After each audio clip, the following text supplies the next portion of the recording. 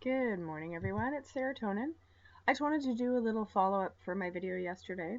And I've checked the news feed for Toronto, and apparently there is nothing being reported in terms of damage from the protest last night. So that is fantastic. That's really amazing.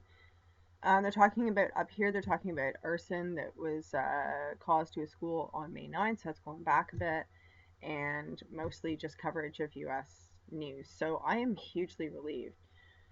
So thank goodness for that. Now, one thing I want to say that has been, I've been noticing, it's very interesting, is um, this whole thing going on here. Okay, so first of all, anything this guy says, I don't really know. I don't really know much about this guy. For when I first glanced at this, I thought it was the dude from Twitter, but anyway, he's got a different name, I think. But anyway, here it goes. So BLM protester calls out white Antifa for vandalizing local Starbucks. This is a common theme right now. And, this is obviously a situation where this did legitimately happen. But the thing is, when we're watching the news now, we never know exactly what the narrative is. And I want to point out to everybody and remind everyone that BLM and Antifa are both funded by George Soros, both of them.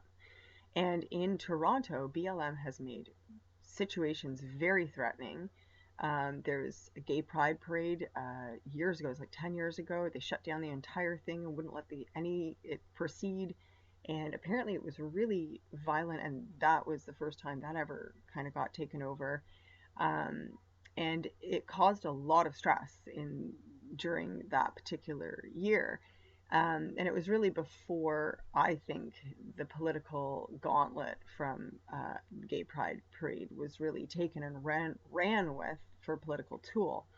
Um, so that was kind of a turning point, and Black BLM was completely behind that, and other situations that have happened in Toronto. So I just want to point out that this is still another furthering of the narrative of the division of race, and so we have to be really, really careful that we don't fall into the same veneer that they're throwing on the mainstream news in a much bigger way, but they're throwing this out in the alternative news, and it's still the same thing. There are people of a variety of racial backgrounds in both of those groups, and when George Soros is paying the penny for both of them, then the whole thing is a show. Anyway, just wanted to point that out.